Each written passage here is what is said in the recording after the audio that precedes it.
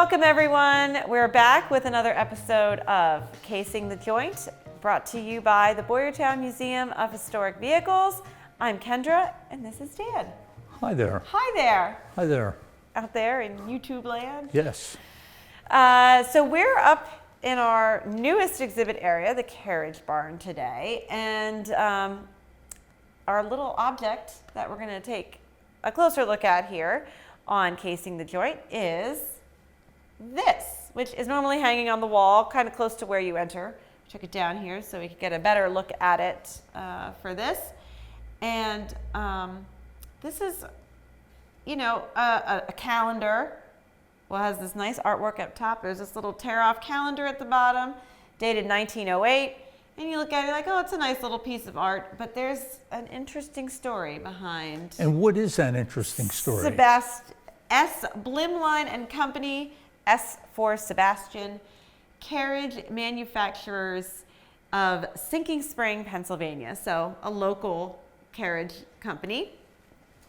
And first I want to say too, this was very nicely donated to us by Dan Mosser, who also donated one of these sleighs that's on display up here. So make sure you check that out. So thank you, Dan, for helping outfit our new carriage barn here. So anyway, let's talk a little bit about Sebastian Blimline, who this is named for.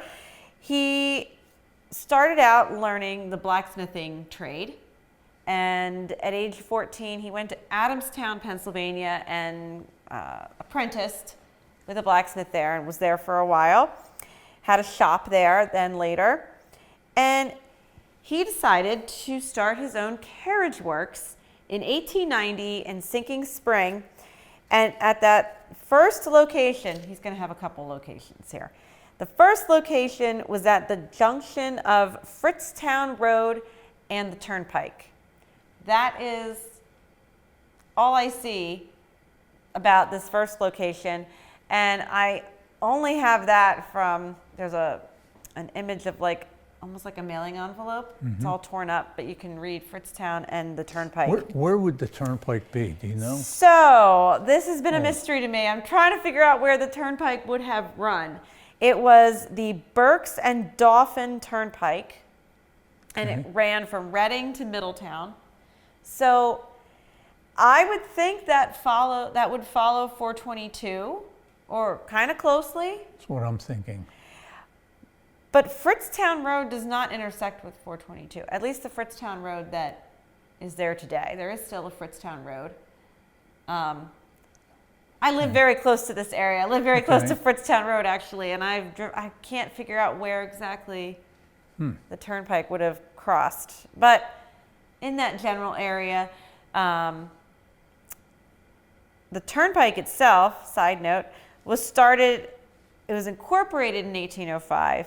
But they didn't start building it until 1816. They finished it in 1817, and it pretty much ran as it was for 90 years.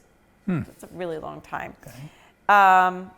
In 1905, the Berks and Dauphin Turnpike, the company voluntarily got rid of the toll charges by removing the toll gates. That's good. I don't know why they felt the need to do that. That could be a whole other topic if I really wanted to get into the Berks and Dauphin Turnpike, and I might someday. Warning. So anyway, for some reason, I don't really know why, Blimline decides he's going to build a new carriage factory.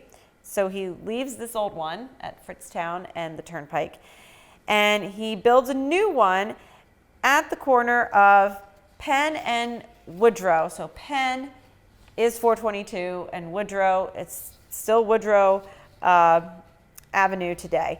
So the building, you'll see an illustration there from a sales brochure.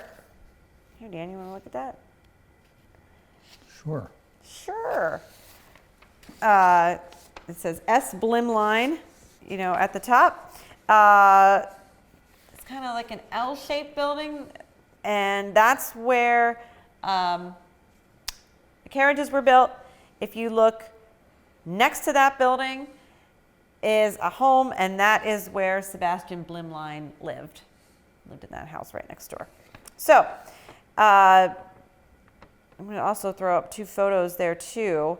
The first one is looking east.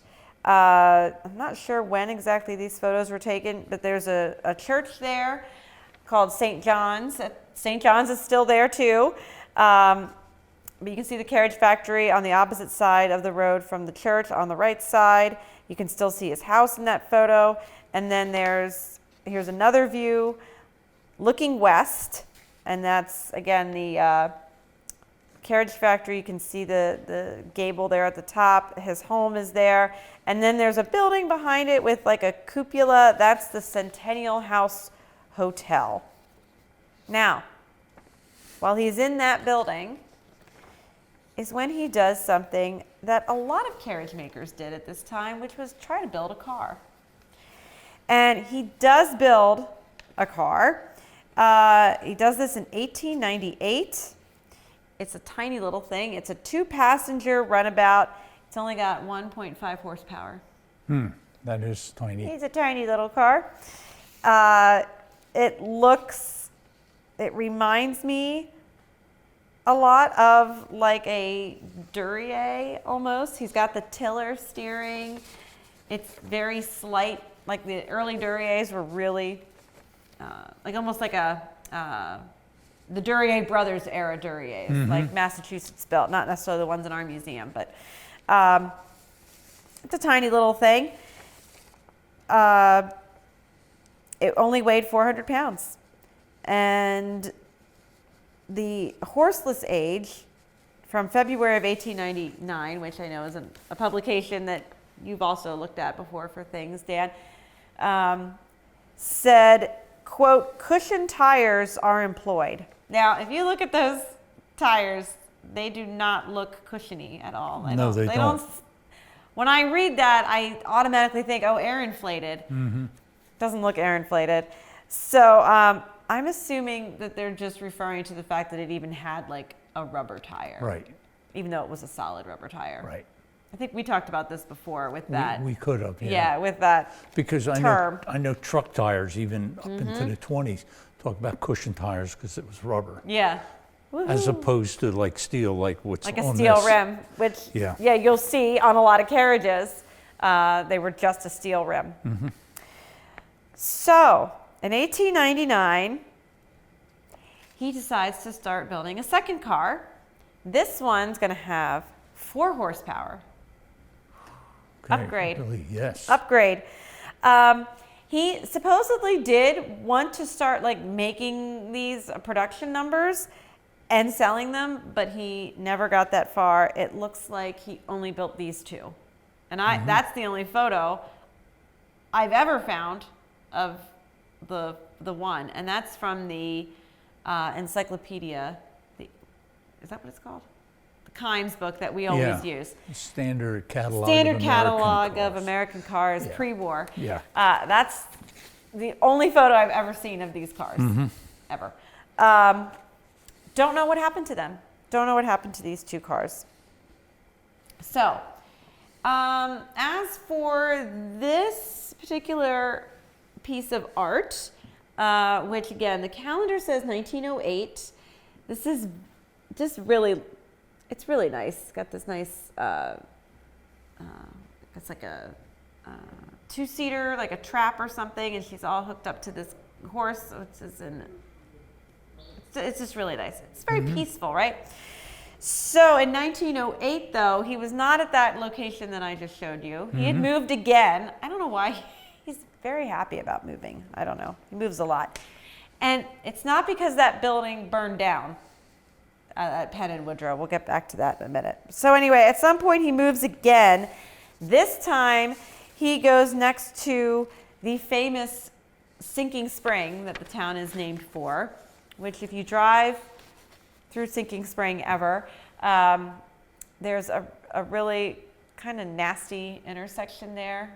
It's not a straight 90 degree. There's 724 meets 422, and then it's called, I think it's called Mole there. It turns into Van Reed. There's a McDonald's there.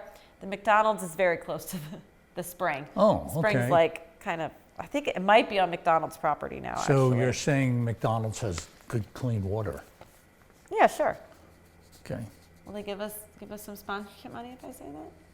maybe. Okay. So he dies in 1909, just 1 year after they sent out this lovely promotional calendar to customers. And this is where we're a little confused on him, I remember, because we looked him up a while ago. And what I had found is that John Yerger took over that building and renamed it the Yerger Carriage Works, and then he transitioned to truck bodies later. But we can't find any information on Yerger. Okay. If That anyone name- out there has heard of Yerger Truck Bodies of Sinking Spring, please Yeah, that let name us know. Yerger sounds familiar, but who knows? Because according to John Yerger's obituary, it was there until 1957. So this isn't really old history, Right. really. So we're very confused about that. So if you know anything about that out there, please let us know.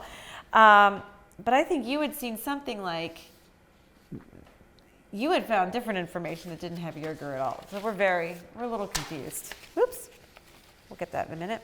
And then, oh, okay. You had found an Elias Holtzman purchased the Blimline Wagon Works in December of 1909, and he will convert it into an auto works. And then the following year, John Blimline, which I assume was his son, Sebastian's son, sold whatever stock he had remaining to Mr. Holtzman. So the answer is we don't know. But if you guys know, Or you Let us happen to know. have a Blimline car sitting or in if you your- have a Blimline car, or carriage, or a carriage, that's right. I mean, really. or a full line harness, robe, whip, any yes, of those. accoutrements. Yes. There's- Yeah. No, seriously, if you know of a Blimline carriage or car, we would happily take either because Yeah. they're very local. This is Berks County. So anyway, Sebastian Blimline, we do know he died in 1909. He had been in the carriage business for over 38 years, and he left behind a wife and 4 sons and 2 daughters. There had to be Blimline relatives or descendants, I would think, out there. He's buried at Weidman Cemetery in Sinking Spring. It's very tiny, and it's in the middle of a residential area.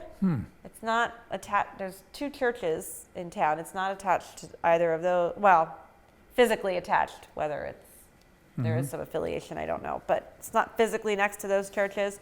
It's very close to where his shop at Penn and Woodrow was. So the Penn and Woodrow site, again, I don't know why he moved. It's not because the building burned down, because it was later used as Heckman's motor car, motor car company, and you'll see that picture on your screen. That's a great photo. They sold a variety of car makers. Oaklands and Maxwell's, I think, are what you can see there in the photo. Walter Heckman, the owner, is all the way to the left in that photo. And there you go. And now, the building at some point was taken down, and it was replaced with what are called the Stitzer apartments, which are still standing. That building is still there, and you can see that on your screen. It's still there today. That's what's on the site now. Was once a Carriage Factory. Not sure what happened to the first or third sites. I mean, the third site isn't there anymore, but I don't know when it left. But I guess 1957, apparently. We don't know. If you know anything more and help us uncover some of the mystery behind Sebastian Blimline or Yerger, please let us know. We would love to hear more. So that's it. That is a little bit about the Blimline Carriage Works and their quick experimentation with car building. So thank you, everybody. Please join us next time for another episode of Casing the Joint, where we'll find a small item in the museum and hopefully find a big story behind it. Thanks.